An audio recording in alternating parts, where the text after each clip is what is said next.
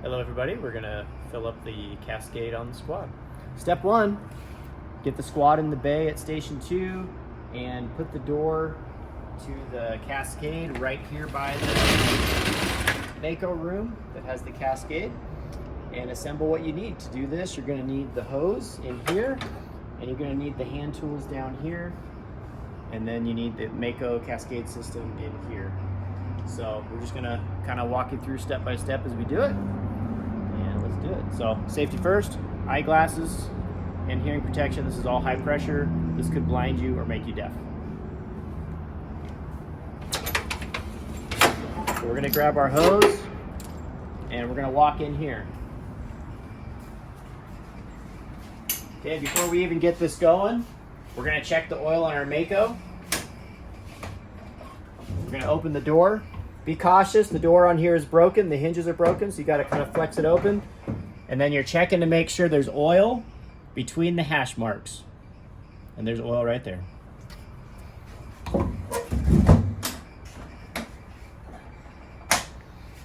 All right, so we know that's good to go. We're gonna come over here to our Mako here, and we're gonna go ahead and make sure all the valves are closed. Everything is closed. Everything's depressurized, and we're going to go ahead and open up this port here for our external discharge.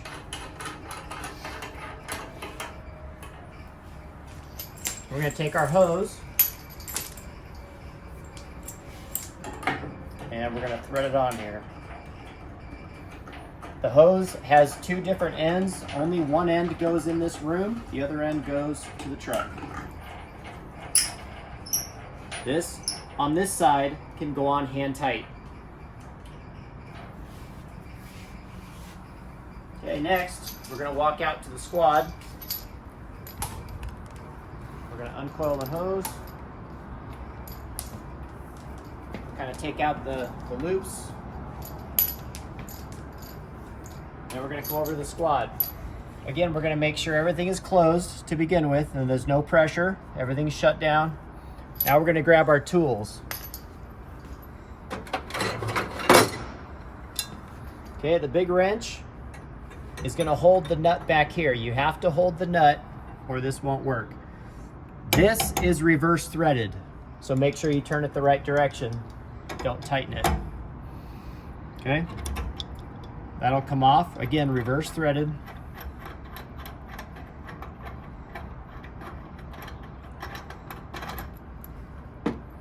Okay, we're gonna take our hose, and again, it's reverse threaded, so it's gonna go on there seemingly backwards.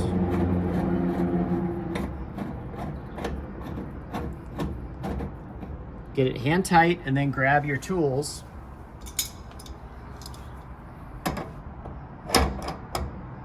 And then holding the other one. Again, reverse threaded. Make sure it's tight. Okay. You can set your tools aside. Okay, next, on this end, we're going to open all three banks. We don't have to do anything with any of this stuff. We're going to open all three banks and allow them to equalize, as well as be prepared to fill.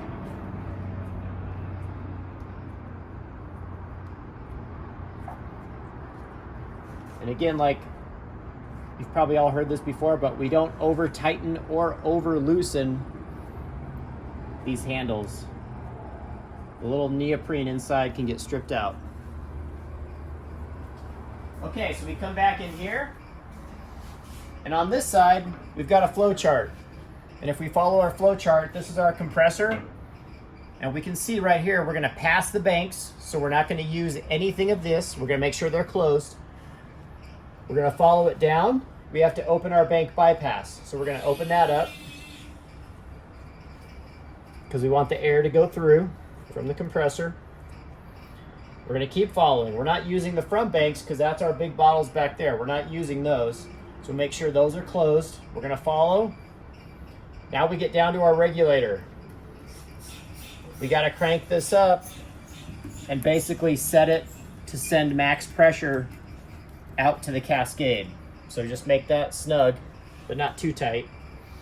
Okay, now the air is gonna flow through. We get down to here, we have a choice. This would go to our bottles, or it's gonna go to our external. So we also have to open our external discharge. So we're gonna open that. At that point, that line is gonna get pressurized. And now you've got pressure going out to the squad. Okay, so at this point, we got the bypass and the external open. We've got this set to send pressure. Everything else is closed. Now we're ready to start the system and go ahead and fill. So we wanna make sure the safety is shut off, that nobody triggered it. We're gonna go to on, and then we're gonna press start. Once we start this, the system will take a varied amount of time depending on how low the tanks are. But in general, I'd say you're looking at anywhere 30 minutes up to a couple hours, depending on how low the system is. But if it's just down a little bit, it shouldn't take too long. And the system should start. That's about it. We'll come back and show you how to shut down here in a moment.